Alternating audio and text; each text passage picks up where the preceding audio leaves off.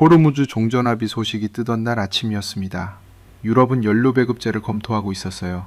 일본은 비상점검 회의를 열었고요. 세상 모두가 한국을 걱정했습니다. 원유 70%가 그 해협에서 오는 나라였으니까요. 그런데 아무도 몰랐습니다. 중동 산유국들이 바로 그 순간 한국한테 석유를 맡아달라고 줄을 서고 있었다는 걸요. 왜 그랬는지 208일이라는 숫자에서 시작됩니다. 그 전날 밤 쿠웨이트 국제공항에 드론이 떨어졌습니다. 이란 드론이었어요. 공항 터미널 유리가 산산조각 났고 한 명이 숨졌습니다. 쿠웨이트 총리가 자정이 넘도록 직접 현장을 돌았어요. 불에 탄 수화물 카트, 흩어진 짐가방들, 그을린 바닥. 연기 냄새가 아직 빠지지 않은 채로 아침이 왔습니다. 쿠웨이트 석유공사에서 27년을 보낸 손이 그날 아침 사무실 창문 너머를 봤습니다. 공항까지는 차로 20살 걸리는 거리였어요. 연기 기둥은 안 보였습니다. 하지만 공기가 달랐거든요. 평소와 같은 길인데 어딘가 무거웠어요. 주차장에서 엘리베이터까지 걸어오는 동안 아무도 말이 없었습니다. 그런데 그날 오전 전 세계 뉴스가 동시에 터졌어요. 트럼프 미국 대통령이 백악관에서 기자들과 만나 말했습니다. 이란과의 협상은 아주 잘 진행되고 있습니다. 그는 잠깐 멈췄다가 덧붙였어요. 이번 주말 안에 합의가 이루어질 수도 있습니다. 그리고 가장 중요한 한마디가 나왔습니다. 호르무즈 종전 합의 서류에 서명하는 즉시 해협이 열릴 겁니다. 이번 주말 그 두 단어가 거래소를 흔들었습니다. 유가가 요동쳤어요. 전화가 쏟아졌습니다. 호르무즈 해협은 폭이 55km인 바다입니다. 하지만 실제로 유조선이 다닐 수 있는 구간은 10km도 안 돼요. 전 세계 원유 물동량의 27%가 20km를 통과하거든요. 지금 그 안에 유조선 150척이 묶여 있었습니다. 쿠웨이트 석유도, 사우디 석유도, 아랍에미리트 석유도 거기 있었어요. 팔 수가 없었습니다. 나가는 길이 막혀 있었으니까요. 유럽연합이 연료 배급제를 입에 올리기 시작했습니다. 일본 경제산업성은 긴급 비상회의를 소집했어요. 유가는 배럴당 120달러를 넘어서고 있었고요. 세계 언론들이 한국을 걱정했습니다. 원유 95% 이상을 중동에서 들여오는 나라, 그 70%가 호르무즈 통과분인 나라라고요. 한국 최대 피해국이라는 제목들이 쏟아졌어요. 그날 오후 각국 비축유 현황 브리핑 자료를 받았습니다. 27년을 이 숫자들과 함께 살아온 사람이었는데도 그날은 달랐었어요. 유럽연합 배급제 검토 중, 일본 긴급 비상회의, 미국 본토 생산량으로 버티는 중, 그리고 한국 숫자 하나가 찍혀 있었습니다. 208일. 3번을 다시 읽었어요. 틀리지 않았습니다. 208일분 비축유, 정부 비축량 7,648만 배럴, 민간 비축량 7,383만 배럴, 합치면 1억 5천만 배럴이 넘는 양이었습니다. 여기에 3개월 안에 추가 확보 가능한 3,500만 배럴까지 포함하면 208일이었어요. 세계 6위, 석유 한 방울 안 나는 나라가 세계 6위 비축국이었습니다. 배급제를 논하는 나라들 옆에서 208일이 적혀 있었어요. 비상회의를 소집하는 나라들 옆에서 208일이 조용히 앉아 있었습니다. 손이 잠깐 굳었어요. 뭔가 놓친 게 있다는 느낌이었습니다. 27년 동안 한국은 제게 큰 고객이었어요. 우리 석유를 사주는 나라, 그게 전부였습니다. 그런데 이 숫자 앞에서 처음으로 다시 생각했어요. 이게 어떻게 가능한 걸까? 208일 뒤에 진짜 이야기가 숨어 있었습니다. 그리고 그 이야기를 알게 된 날, 저는 처음으로 말문이 막혔어요. 다음 날이었습니다. 호르무즈 종전 합의가 이르면 이번 주말이라는 말이 나왔는데도 해협은 조용하지 않았어요. 쿠웨이트 시티에서 우리 회사 항로 담당이 새벽에 들어온 보고서를 책상에 올려놨습니다. 무선 추적 데이터였어요. 호르무즈 해협 인근 해상 선박 현황. 숫자를 읽는데 한 번에 안 읽혔습니다. 다시 읽었어요. 150척, 유조선, 컨테이너선, 화물선, 150척이 해협 안팎에 발이 묶여 있었습니다. 20년이 넘는 시 넘는 양이 해협 안팎에 발이 묶여 있었습니다. 닻을 내린 채 꼼짝을 못하고 있었어요. 이란이 통제하는 쪽 구간을 통과 못하는 거였습니다. 오만 해역에도 여러 척이 옆걸음을 치고 있었어요. 전진도 후진도 못하는 상태였습니다. 우리 쿠웨이트 석유도 거기 있었어요. 배에 실려서 나갈 준비가 됐는데 못 나가는 원유였습니다. 팔 수가 없었어요. 살 사람은 있는데 배가 못 움직이는 거였습니다. 돈이 묶이는 느낌이었어요. 숨이 막혔습니다. 창구 터미널 쪽에서 전화가 왔어요. 파이프 쪽 압력이 올라가고 있다는 거였습니다. 배에 못 싣고 쌓여있는 원유가 계속 들어오는 거였어요. 육상 탱크가 거의 차고 있었습니다. 어디서 수출하든 일단 나가야 하는데 나갈 데가 없는 구조였어요. 그때 유럽 쪽 소식이 들어왔습니다. 파이낸셜 타임스였어요. 유럽연합이 연료 배급제를 검토 중이라는 보도였습니다. 배급제. 전쟁 때나 나오는 그 단어가 2026년 기사에 있었어요. 10리터씩 주유를 제한하는 방식을 논의 중이라는 거였습니다. 비축유 추가 방출도 함께 검토한다고 했어요. 유럽이 배급제를 꺼내드는 동안 일본은 경제산업성 긴급회의가 소집됐습니다. 일본은 중동 의존도가 95%가 넘었으니까요. 회의 결과는 간단했어요. 버텨야 한다. 방법은 찾는 중이다. 그게 전부였습니다. 세계 에너지 지도가 뒤틀리고 있는 날이었어요. 그런데 그 와중에 어제 봤던 숫자가 머릿속에서 떠나질 않았습니다. 208일, 한국이었어요. 사무실에서 같이 일하는 파드가 들어왔습니다. 파드는 수출 물류 담당이었어요. 10년 넘게 같이 일한 친구였습니다. 커피를 2잔 들고 왔어요. 어제 한국 비축유 숫자 봤어? 파드가 자리에 앉으면서 물었습니다. 봤지, 208일. 신기하지 않아? 배급제 논하는 유럽 옆에서 혼자 208일이야. 잠깐 생각했습니다. 어제부터 계속 걸리던 부분이었어요. 운이 좋았겠지. 미리 많이 사뒀거나. 그렇게 말했습니다. 그게 제 답이었어요. 그것도 27년을 이 업계에서 보낸 사람의 진지한 분석이었습니다. 대단한 이유가 있는 게 아니라 그냥 많이 사놓은 거겠지 싶었어요. 아니야, 그 비율이 문제야. 파드가 커피를 내려놓으며 말했습니다. 비율? 세계 6위야. 그냥 많이 산 게 아니라 시스템이 있는 거야. 9개 비축시설이 전국에 깔려 있어. 민관 합산 구조도 따로 있고. 그날 오후까지 파드의 말이 계속 머릿속을 맴돌았습니다. 시스템. 그냥 많이 산 게 아니라 만들어 놓은 거라는 뜻이었어요. 그런데 저는 그게 잘 믿어지지 않았습니다. 우리가 30년 넘게 거래해온 나라였어요. 늘 우리가 팔고 그 나라가 샀어요. 우리가 자원이 있고 그 나라는 없었어요. 그게 순서였습니다. 그런데 시스템을 만들어 놨다는 게 쉽게 납득이 안 됐어요. 저녁이 되기 전 호르무즈 종전합의 협상 관련 속보가 또 들어왔습니다. 이란이 쿠웨이트 추가 공격을 검토한다는 첩보였어요. 주말 합의가 불투명해지는 신호였습니다. 유가가 다시 올랐었어요. 파드가 퇴근하면서 한마디 남겼습니다. 내일 한국 비축기지 자료 한번 제대로 찾아봐. 거기 다른 숫자가 더 있어. 그게 그날 마지막 대화였어요. 다른 숫자. 파드가 무슨 말을 하는지 그날 밤엔 아직 몰랐습니다. 다음날 아침 파드가 말한 숫자를 찾아봤습니다. 호르무즈 종전합의 협상이 주말 안에 타결될 수도 있다는 이야기가 계속 나오고 있었어요. 그런데 해협은 여전히 묶여 있었습니다. 유조선들은 여전히 닻을 내린 채였고요. 우리 회사 육상 탱크는 하루가 다르게 차오르고 있었습니다. 회의실에 들어가기 전 복도에서 파드가 먼저 태블릿을 건넸어요. 한국산업통상자원부 공식 브리핑 자료였습니다. 한국어로 돼 있었는데 파드가 이미 번역을 해둔 상태였어요.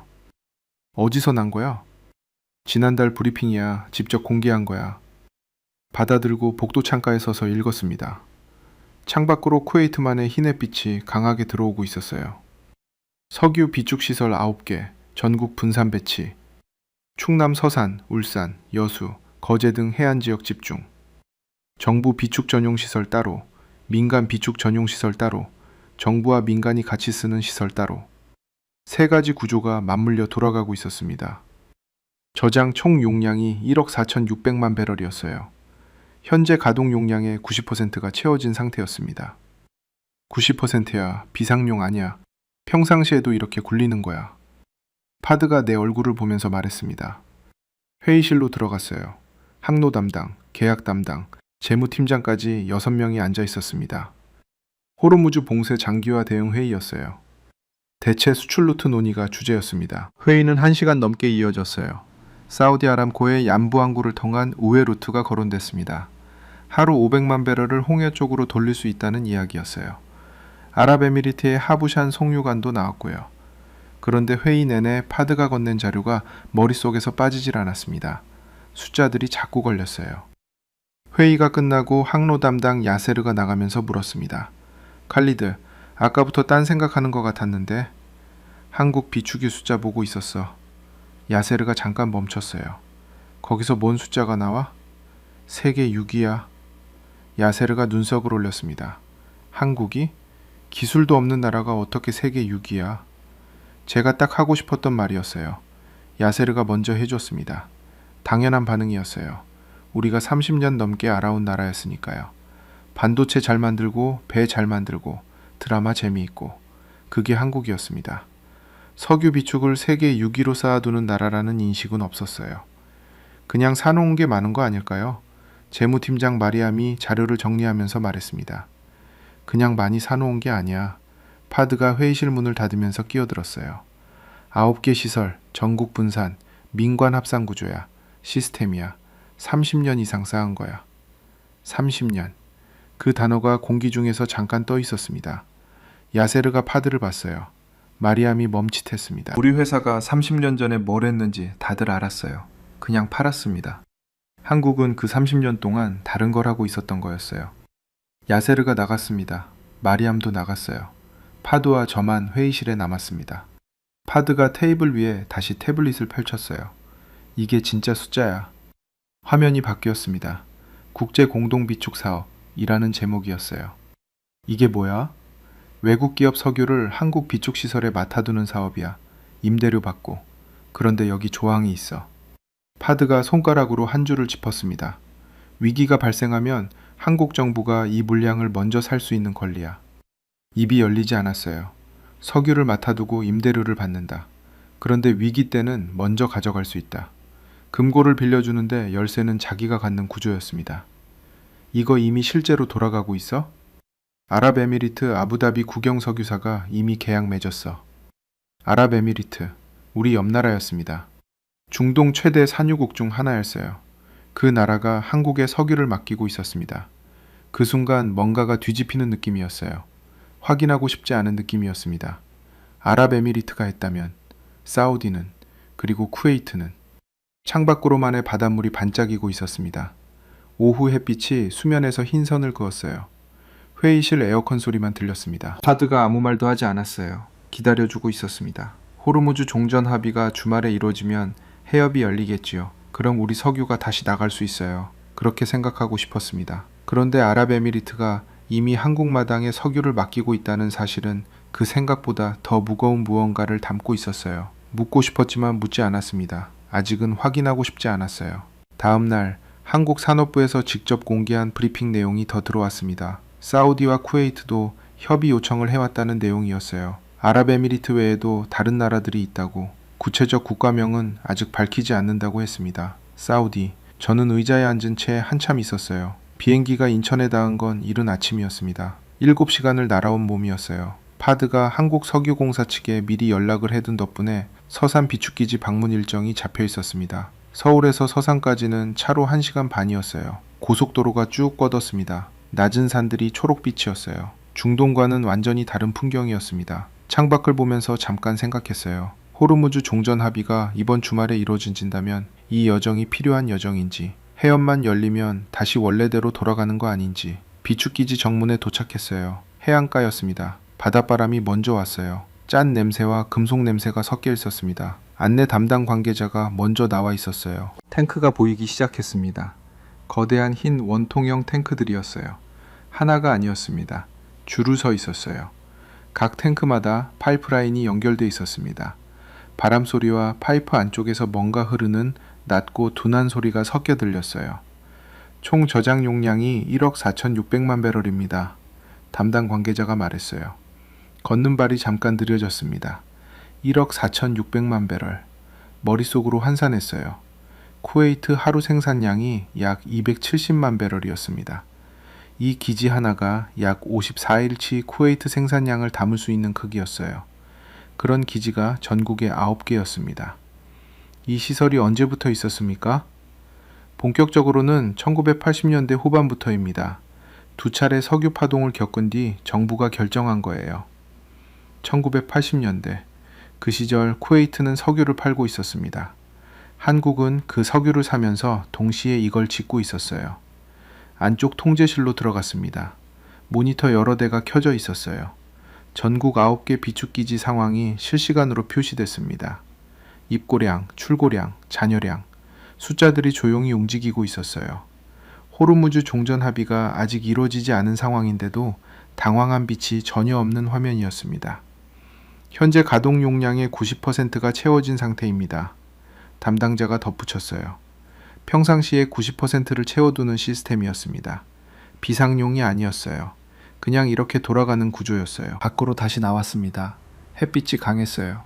탱크 열이 시야를 가득 채웠습니다. 눈이 부셨어요. 외국 기업 원유를 맡아두는 구조는 어떻게 됩니까? 국제 공동 비축 사업을 직접 물어봤습니다. 유유시설에 보관해드리고 임대료를 받습니다. 수급 위기가 발생하면 저희가 해당 물량을 먼저 살 수 있는 권리가 있고요. 아랍에미리트 아부다비 국영 석유사가 이미 계약했다고요? 네, 맞습니다. 짧고 담담한 대답이었어요. 머릿속으로 계산을 해봤습니다. 쿠웨이트 석유를 여기 맡겨두면 어떻게 되는 거지? 해협이 막혀 있어도 여기 있는 물량은 아시아 시장에 팔 수 있는 거고, 운송도 훨씬 짧고, 중국, 일본이 바로 옆이잖아. 그러자 바로 다른 생각이 들었어요. 잠깐 고개를 저었습니다. 결국 우리가 거래하는 거잖아. 우리가 맡기고 한국이 사는 구조잖아. 우리가 갑이야. 그 생각이 안심이 됐습니다. 원유를 가진 쪽은 여전히 우리였으니까요. 한국은 그 원유가 필요한 쪽이었으니까요. 어디서 보관하느냐의 차이지 순서는 바뀐 게 없었습니다. 오후에 서울로 올라갔어요. 산업통상자원부 브리핑이 있었습니다. 회의실에 들어서니 쿠웨이트만 온 게 아니었어요. 사우디 측 인사가 앞쪽에 앉아 있었습니다. 처음 보는 얼굴이었어요. 카타르 에너지부 관계자로 보이는 사람도 있었습니다. 자리에 앉는데 파드가 귓속말을 했어요. 사우디가 왜 여기 있어? 브리핑이 시작됐습니다. 담당자가 화면 첫 장을 넘겼어요. 숫자 하나가 크게 찍혀 있었습니다. 회의실이 조용해졌어요. 사우디 측 인사도 카타르 관계자도 그 숫자를 보고 있었습니다. 표정들이 비슷했어요. 눈이 잠깐 멈추는 그 표정이었어요. 담당자가 설명을 이어갔습니다. 정부 비축 7,648만 배럴, 민간 비축 7,383만 배럴, 3개월 내 추가 확보 가능 물량 포함 총 208일분입니다. 세계 6위 보유국입니다. 슬라이드가 넘어갔어요. 국제 공동 비축 사업 설명이 나왔습니다. 아랍에미리트 계약 현황이 도표로 정리돼 있었어요. 사우디 측 인사가 앞에서 무언가를 받아 적고 있었습니다. 조용히 펜이 움직였어요. 저는 그 뒷모습을 보면서 뭔가 불편해지기 시작했습니다. 브리핑이 끝났어요. 담당자가 마지막에 한마디를 덧붙였습니다. 유유 비축 시설을 2천만 배럴 추가 확충하기로 결정했습니다. 협력 수요가 늘고 있어서입니다. 2천만 배럴 더. 파드가 제 팔꿈치를 살짝 건드렸어요. 아무 말도 하지 않았습니다. 말 안 해도 알 수 있었어요. 수요가 있으니까 늘리는 거였어요. 우리만 온 게 아니었습니다. 사우디도 와 있었어요. 카타르도 와 있었습니다. 다들 같은 자리에 와 있었어요. 회의실을 나와 복도에 섰습니다. 서울 저녁이 유리창 너머로 깔리기 시작했어요. 우리가 갑이야. 아까 서산에서 한 그 생각이 복도 끝에서 다시 돌아왔습니다. 그런데 이번에는 전처럼 안심이 되지 않았어요. 사우디도 온다는 게 무슨 의미인지, 카타르도 온다는 게 무슨 의미인지 질문을 하나 던지고 싶었어요. 파드한테가 아니라 저 자신한테요. 우리가 여기 온 게 거래 때문인지 아니면 다른 이유 때문인지. 그날 밤 숙소로 돌아오는 길에 파드가 말했습니다. 내일 한국석유공사 쪽에서 정식 협력 제안서가 온대. 제안서. 발걸음이 잠깐 멈췄습니다. 제안서를 받으면 답을 줘야 했어요. 쿠웨이트 본사에 보고를 해야 했습니다. 그 순간까지도 답이 뭔지 몰랐어요. 맡긴다는 게 어떤 의미인지, 갑이 맡기는 건지, 아니면 다른 무언가가 시작되는 건지. 서울 밤 공기가 차가웠습니다. 다음날 오전 쿠웨이트 본사에서 화상회의가 잡혔습니다. 호르무즈 종전 합의 협상 진행 상황과 대체 수출 전략 논의가 안건이었어요. 회의 전에 제안서가 이메일로 왔습니다. 한국석유공사 공식 레터헤드였어요. 국제공동 비축사업 협력 제안서라는 제목이었습니다. 천천히 읽었어요. 저장 공간 임대 조건, 계약 기간 옵션, 임대료 산정 방식, 그리고 마지막 페이지, 우선 매수권 조항이었습니다. 수급 위기 발생 시 한국 정부가 보관 중인 물량을 시장가로 우선 매입할 수 있다는 내용이었어요. 강제 매입이 아니었습니다. 거부할 수 있었어요. 그런데 위기 상황에서 한국이 먼저 가져갈 수 있는 권리가 명시돼 있었어요. 2번 읽었습니다. 3번 읽었어요. 맡기는 쪽이 우리인데 가져갈 권리가 있는 쪽이 한국이었습니다. 화상회의 시간이 됐어요. 쿠웨이트 시티 본사 화면이 열렸습니다. 전략기획부서장 라힘이 먼저 말문을 열었어요. 어제 브리핑 어떠셨어요, 칼리드 씨? 규모가 컸습니다. 직접 보니 달랐어요. 제안서 받으셨죠? 읽었습니다. 라힘이 잠깐 멈췄다가 말했어요. 사우디가 이미 긍정 검토로 돌아섰다는 소식 들어오고 있습니다. 가슴 어딘가가 조여들었어요. 사우디가 먼저 간다는 뜻이었습니다. 카타르도 움직인다고요? 파드가 낮게 물었어요. 네, 우리만 검토하고 있는 상황이 아닙니다. 라임의 목소리가 단호했어요. 호르무즈 봉쇄가 길어질수록 아시아 쪽의 물량을 미리 빼놓는 게 유리하다는 논리였습니다. 해협이 열리면 거두면 되고 계속 막히면 한국에서 아시아 시장으로 바로 팔 수 있다는 계산이었어요. 화상회의가 끝났습니다. 회의실에 파드와 둘만 남았어요.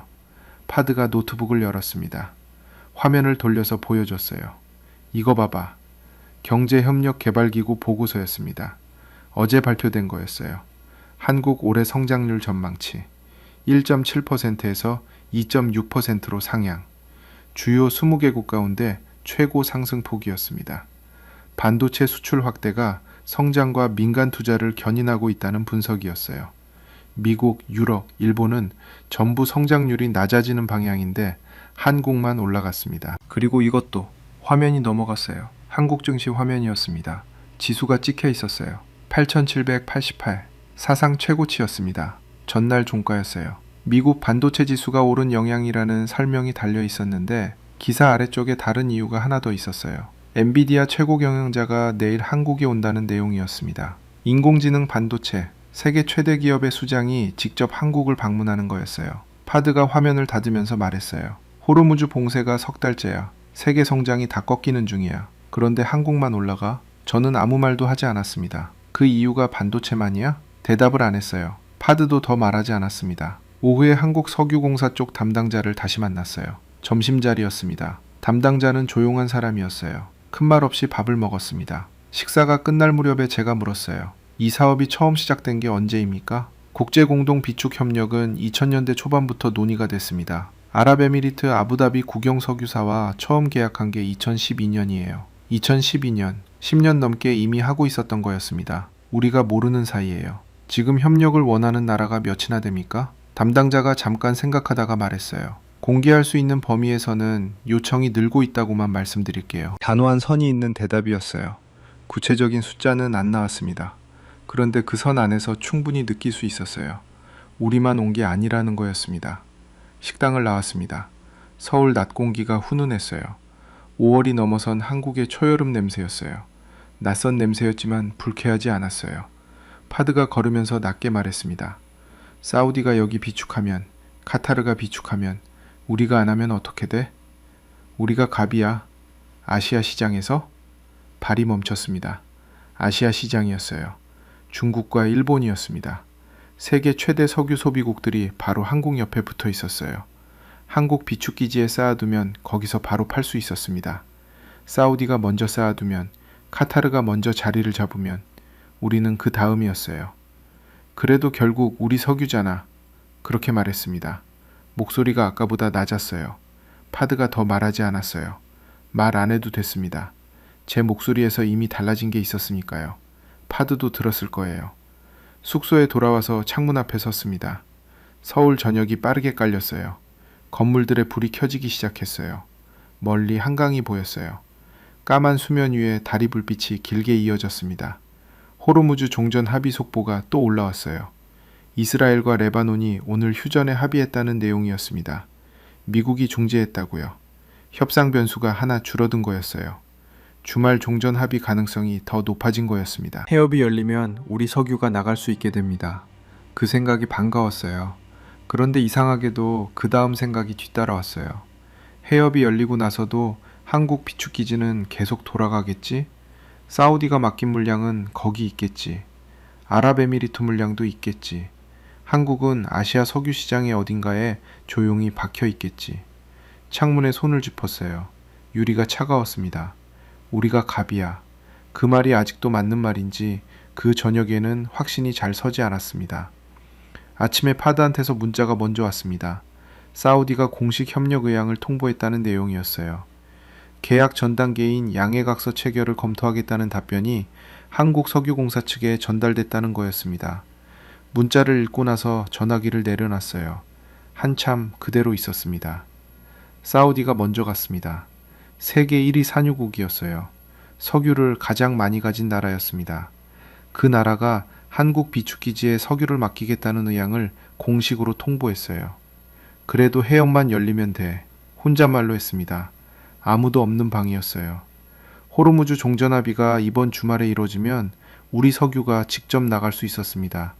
그러면 한국 비축기지 필요성이 줄어들 수도 있었어요. 해협이 열리면 판이 바뀔 수도 있었습니다. 그 생각을 붙잡고 숙소를 나왔어요. 서울은 아침부터 분주했습니다. 지하철역 입구에서 출근 인파가 쏟아졌어요.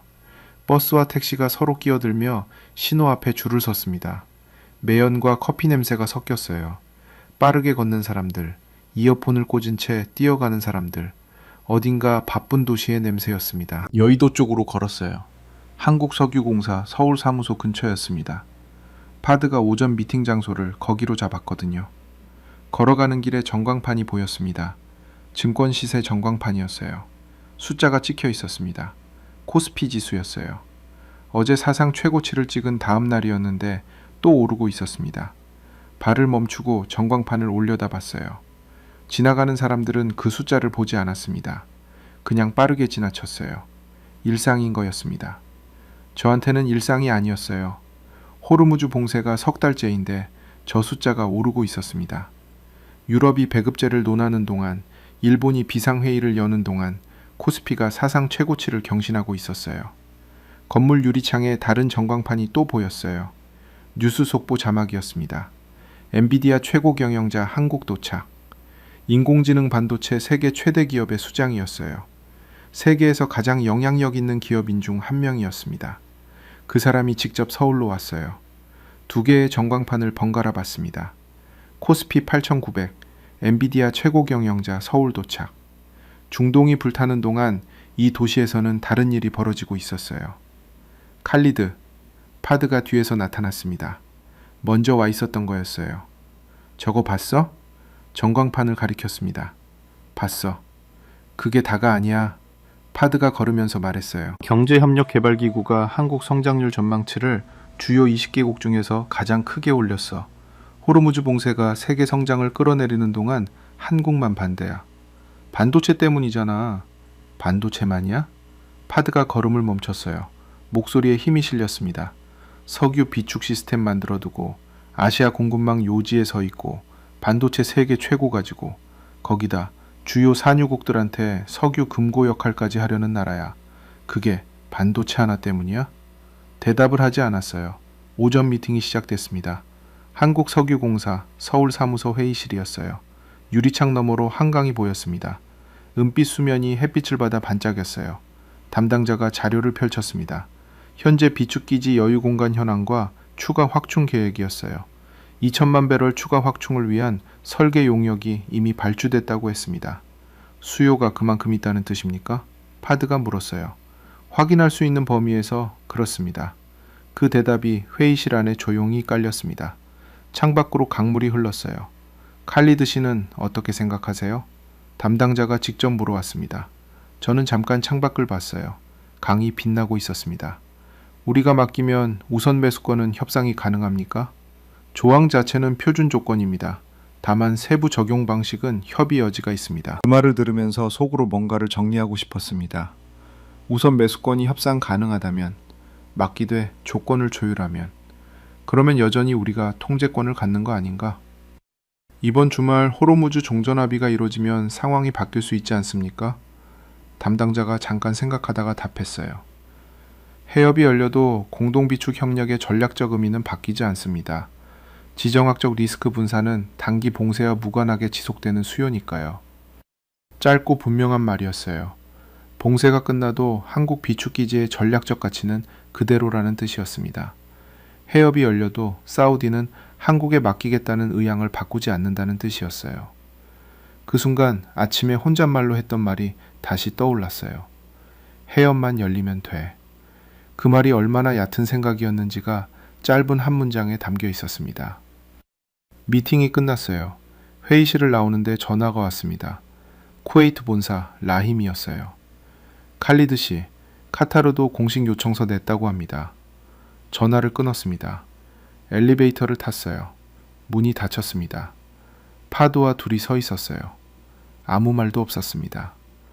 로비로 내려왔어요. 건물 밖으로 나오니 햇빛이 강했습니다. 서울 한낮의 열기였어요. 강 쪽에서 바람이 불어왔어요. 잔물결 소리가 들렸습니다. 파드가 선글라스를 꺼냈으면서 말했어요. 사우디가 갔어. 카타르가 갔어. 아랍에미리트는 이미 10년 넘게 하고 있어. 걸음을 떼지 않았습니다. 그런데 우리가 아직 검토 중이야. 파드의 말이 거기서 끊겼어요. 뒤를 잇지 않았습니다. 잇지 않아도 됐어요. 강 쪽에서 바람이 한 번 더 왔습니다. 강물 냄새와 도시 냄새가 섞여 들어왔어요. 호르무즈 종전합의 소식이 이번 주말 안에 나올 수도 있었습니다. 해협이 열릴 수도 있었어요. 그런데 그게 전부가 아니라는 걸 이제는 알았어요. 아직 인정하지 않았습니다. 인정할 준비가 됐다는 것도 아니었어요. 그런데 부정도 잘 안 됐습니다. 파드가 오전에 문자를 보냈어요. 오늘 오후 한국석유공사 측에서 비공식 자리를 마련했다는 내용이었습니다. 계약 논의가 아니었어요. 그냥 차 한잔하면서 이야기 나누자는 자리였어요. 호르무즈 종전합의 협상 속보가 이른 아침부터 들어오고 있었습니다. 이번 주말 서명 가능성이 높아지고 있다는 내용이었어요. 해협 개방 기대감에 국제 유가가 조금씩 내리고 있었습니다. 그 소식을 보면서 잠깐 안도했어요. 해협이 열리면 그 생각이 아직도 가장 먼저 왔습니다. 오후에 담당자가 안내한 곳은 사무소 안쪽 작은 전시 공간이었어요. 한국석유공사 역사 자료들이 정리되어 있었습니다. 비축사업 연역, 주요 계약 현황, 시설 확충 과정, 패널들이 연도순으로 붙어 있었어요. 차를 받아들고 천천히 걸었습니다. 1973년 제1차 석유파동, 한국경제 직격, 그의 국내 총생산 성장률이 급락. 1979년 제2차 석유파동, 같은 충격. 그 아래에 작은 사진이 붙어 있었어요. 흑백이었습니다. 건설 현장 사진이었어요. 사막이었습니다. 멀리 크레인이 보였고 앞쪽에 안전모를 쓴 사람들이 줄을 서 있었어요. 아래에 작은 글씨가 있었습니다. 1977년 사우디아라비아 리야드 건설 현장, 파견 한국 근로자. 발이 멈췄어요. 사진을 가까이 봤습니다. 안전모 아래 얼굴들이 보였어요. 젊었습니다. 20살 안팎으로 보이는 얼굴들도 있었어요. 작업복이 땀과 먼지로 얼룩져 있었습니다. 그런데 그 얼굴들이 카메라를 보고 있었어요. 웃지 않았어요. 웃을 여유가 없었을 거였습니다. 그런데 눈빛이 똑바랐어요. 도망가지 않는 눈빛이었습니다. 다음 패널로 갔어요. 1970년대 중동 건설붐, 한국 근로자 파견 규모 연도별 추이, 그래프가 있었습니다. 1975년 몇천 명에서 시작해서 1981년에는 16만 명을 넘었어요. 16만 명. 손가락으로 그래프를 짚었습니다. 뾰족하게 솟은 막대가 손끝에 닿았어요. 차가운 패널 표면이었습니다. 16만 명이 중동 건설 현장에 나가 있었습니다. 그 기간이 1970년대 중반에서 1980년대 초반이었어요. 사진 한 장이 더 있었어요. 컬러 사진이었습니다. 쿠웨이트였어요. 항구 근처 배관공사 현장이었습니다. 배경에 페르시아만 바닷물이 보였어요. 한국 근로자들이 용접 작업을 하고 있었습니다. 기온이 느껴지는 사진이었어요. 아지랑이가 피어오르는 것 같은 사진이었습니다. 쿠웨이트였어요. 제가 태어난 나라였습니다. 숨이 잠깐 멈췄어요. 저 사람들이 쿠웨이트에 있었습니다. 제가 어릴 적 아버지가 다니던 항구 근처였어요. 바로 거기였어요. 낮 기온이 50도를 넘기도 하는 그 현장에서 저 사람들이 용접봉을 잡고 있었습니다. 다음 패널을 보지 않았어요. 그 사진 앞에서 한참 서 있었습니다. 담당자가 옆에 서서 조용히 설명했어요. 그 시절 한국 근로자들이 중동에서 번 외화가 국내로 송금됐습니다. 그 자본이 경제 재건의 종잣돈이 됐고 일부는 에너지 안보 인프라 구축에 쓰였습니다. 비축기지 초기 투자의 배경 중 하나입니다. 파드가 제 옆에 와서 섰어요. 아무 말도 하지 않았습니다. 저는 사진을 보고 있었어요. 23이나 25쯤 됐을 사람들이었습니다. 가족이 있었겠죠. 한국에 두고 온 부모가 있었을 거예요. 여름보다 더 뜨거운 사막 현장에서 월급을 받아 봉투에 넣었겠죠. 그 봉투가 한국으로 갔습니다. 그 돈이 모이고 모여서 40년 뒤 세계 6위 비축국이 된 거였어요. 그 사람들은 지금 어디 있을까?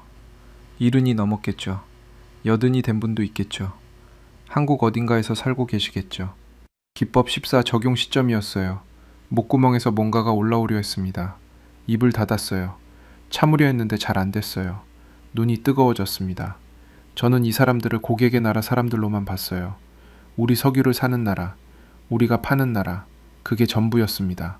그런데 저 사람들이 제가 태어난 쿠웨이트 땅에서 용접봉을 잡고 있었어요. 낮에는 50도가 넘는 땅에서요. 손이 떨렸어요. 사진 앞에 서서 손이 떨렸습니다. 파드가 한 발 뒤로 물러섰어요.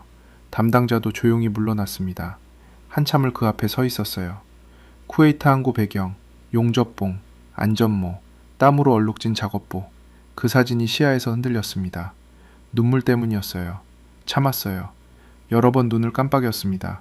그런데 멈추질 않았어요. 뺨이 젖었습니다. 여러분의 아버지들이었습니다. 이 대본을 듣고 계신 분들의 아버지 세대였어요.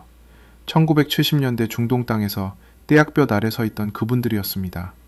사우디 리야드에서, 쿠웨이트 항구에서, 아랍에미리트 사막에서 그분들이 월급 봉투를 채워 한국으로 붙였어요. 그 봉투 한 장, 한 장이 모였습니다. 40년이 됐어요. 50년이 됐습니다. 세계 6위 비축국이 됐고 사우디가 줄 서는 비축기지가 됐어요. 저는 그걸 몰랐습니다. 27년 동안요. 한국을 고객으로만 봤어요. 사는 나라로만 봤습니다. 그런데 그 208일 뒤에는 저 사람들이 있었어요. 50도 땅에서 용접봉을 잡았던 그분들의 손이 있었습니다. 입을 열었습니다. 말이 안 나왔어요.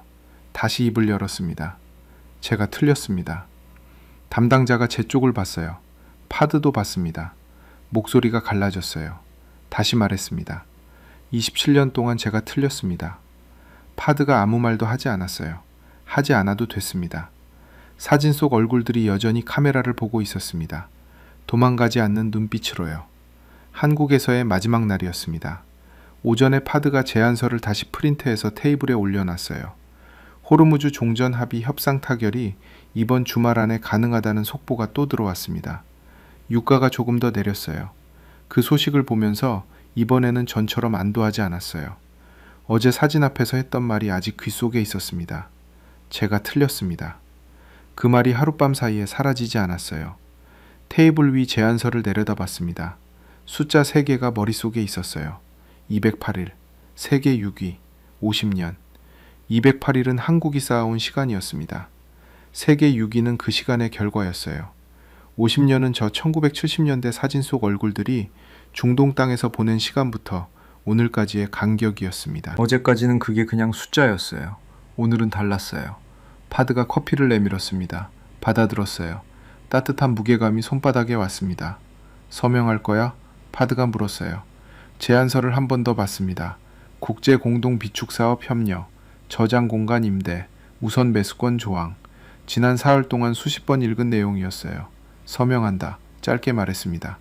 파드가 아무 말도 하지 않았어요. 고개를 한번 끄덕였습니다. 서명하는 게 우리가 지는 거라고 처음엔 생각했어요. 우리 석유를 한국 마당에 맡기는 게 우리가 약해지는 거라고 생각했습니다. 그런데 어제 사진을 보고 나서 그 생각이 바뀌었어요. 지는 게 아니었습니다. 인정하는 거였어요. 한국이 50년 동안 만들어 온 것을 인정하는 거였어요. 그 50년 안에는 숫자가 있는 게 아니었습니다. 사람이 있었어요. 용접봉을 잡은 손들이 있었고 월급 봉투를 한국으로 붙인 23의 얼굴들이 있었습니다. 이건 단순한 비축기지 계약이 아니었어요. 50년 전 중동 땅에서 시작된 무언가의 끝에 제가 서 있는 거였습니다. 펜을 들었어요. 펜이 손에 들어왔습니다. 그냥 펜이었는데 묵직하게 느껴졌어요. 서명칸 위에 손을 가져갔습니다. 잠깐 멈췄어요. 멈춘 이유가 망설임은 아니었습니다. 뭔가를 느끼고 싶었어요. 이 순간이 뭔지. 저는 쿠웨이트 석유공사에서 오랫동안 일했습니다. 수백 건의 계약서에 서명했어요. 그런데 이 서명이 그것들과 달랐습니다. 숫자와 조건이 달라서가 아니었어요. 제가 달라져 있었기 때문이었어요. 펜이 움직였습니다. 서명이 됐어요. 파드가 제안서를 받아서 봉투에 넣었습니다. 담당자에게 전달하기로 했어요. 회의실을 나왔습니다. 복도가 조용했어요. 엘리베이터 앞에서 잠깐 서 있었어요. 파드가 옆에 있었습니다. 이제 어떻게 돼? 파드가 물었어요. 한국이 우선 매수권 갖는 거잖아. 그래. 그게 불만이야? 호르무즈 종전 합의가 이번 주말 안에 이루어지면 해협이 열릴 겁니다. 우리 석유가 다시 나갈 수 있어요. 그래도 한국 비축기지에 맡겨두는 물량은 남겠죠?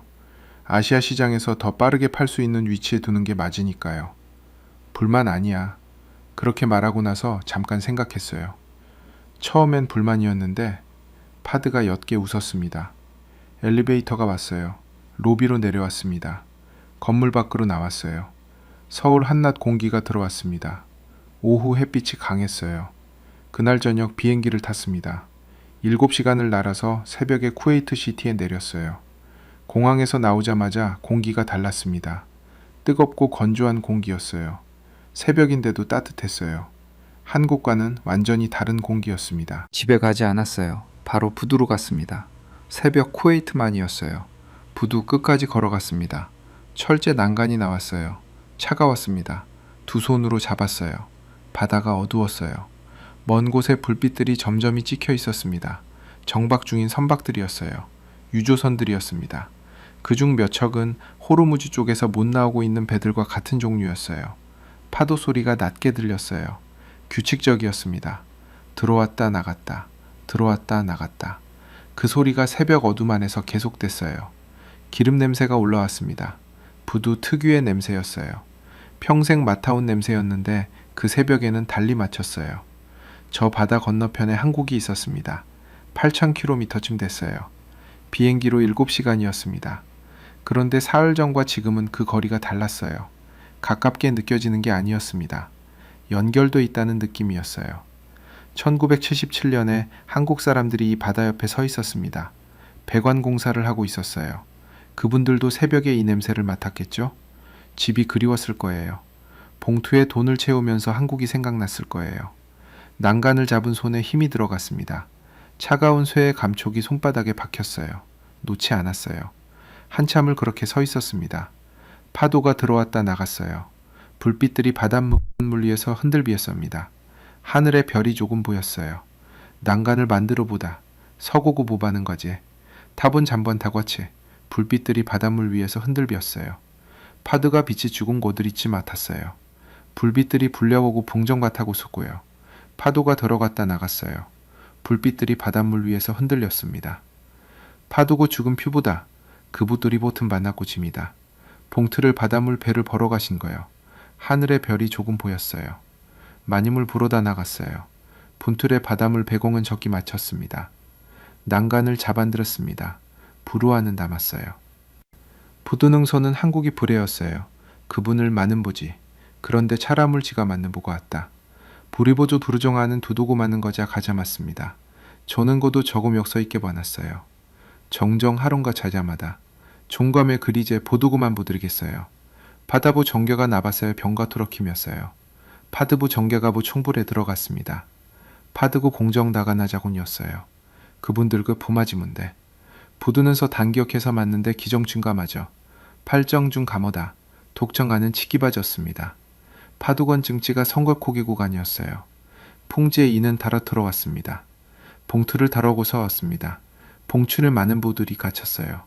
풍정과 문치기 바졌습니다. 팔정 중전 동보고 마쳤어요. 정구백 한정 당어정이다. 호고입니다. 고졌어요. 무짐을 분도고 없는 부대요. 잠정래는 연 부두고만 저자만 느꼈어요. 봉두고 담은 전덕 나고습니다. 봉틀이 한둔정 마주 가보죠. 파고도 돌아왔다 나갔어요. 봉정하고고 마는데 배고 맞아 무뎌. 봉출이 바닷물 위에는 느껴져라는 게 있습니다. 부르고 만던 치편 들고 왔어요. 봉정하고고 마는 부지 충자가 짐에다. 봉정정계 보도고 마전 선대를 과대했졌습니다. 봉정렉으로 구는 득이 맞는 부지 분정정계 텅구맨대 곰이었어요. 봉둥 다다물 더고 마들었습니다. 봉출이 바닷물 백어문 종 기본 기사입니다. 부둥부지 지붕 새벽에 바다에 개섰습니다. 바다간 한권은 만년들이 가십니다. 북은 곳입니다. 무절 잠엄한데 부든 북을 써요. 역숍초럭으로 보드면서 부든 부지 바닷물 덩고면서 금거기였습니다. 바다그 많은 부진항보 여물어는 조가 들어갔어요. 봉정계 벌어가 표태물 담성들에는 정고금이다. 봉두무는 부동을 그저 바자 많음이었어요. 분동 정계보통과 도강과 부둔전은 담엄한정입니다. 성은기 노저가 나갔어요. 한국이 두두무든 다 적었어요. 바작게 부둔 부지 가자 부둔 덩게 훈저가 마다 바다가 먼저건 보지 연저가 지면었어요. 1977년에 한국이 들어갔습니다. 부둔 등게 보드무들 털어무지 많은데 부둔 구복은 많은 닭에 있었습니다. 부둔 등 부짐은 토라들고 느껴 차가운 새병 서간 든정부 청구보 부둔 부글을 문 노돈 많은 거못 써요. 부둔 부둔 연 조금 보죠. 부둔 부글 홍풀에 들어갔어요. 1977년에 덕저금 됐어요. 부둔 부들 바닷물 백어문 종구금이다. 부둔 두지 자자 맞습니다. 부둔 부지 바닷물 대고 있다는 거라대요. 부주문 부준 나고 지분 조물했어요. 부둔 부들 절하고 별은 봅니다. 부둔 부글 자궜어요. 수백희대 돈을 거저갔어요. 부둔 부들 바닷물 영오르는 목을 하랬다는데 부둔 부들 송간들을 박습니다. 부둔 부주 규조갔어요. 진공 중감하는 맞죽에 털어모잤어요. 부둔 부들 바닷물 저곤일라 부둔 부주 맞다는 문데 불온 부줄 바닷물 채썼습니다. 처가고 무는 부디요. 부둔 부준 가다이 모들 곰보도 부둔 부줄 바닷물 배고문 중으로 있어요. 부둔 부준 바닷물 대고마들 공대 오문데 부둔 부중 다자는 느꼈어요. 부둔 부준 바닷물 하간 고구다 낮은 글에 만든 곳어요. 부둔 부준 잠오바들 고러mus어요. 부둔 부줌 덕관 무둔 고맞어요. 부둔 부줌 가자물 배고문지 도동 부줌 성가보고 넣다. 부둔 부준 저간 무들 점고곰이다. 부둔 부줌 자보가 보들을 맞은 저무다. 부둔 부준 자몽아람은 바저고곰이다.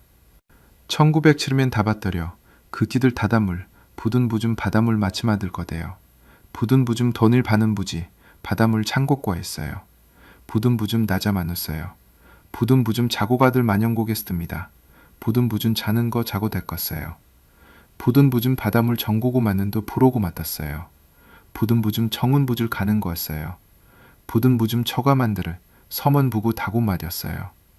부둔 부줌 젖는과 자고가 터진데 부둔 부줌 자고 많은 보지 부둔 부줌 많은 부들 토갑니다.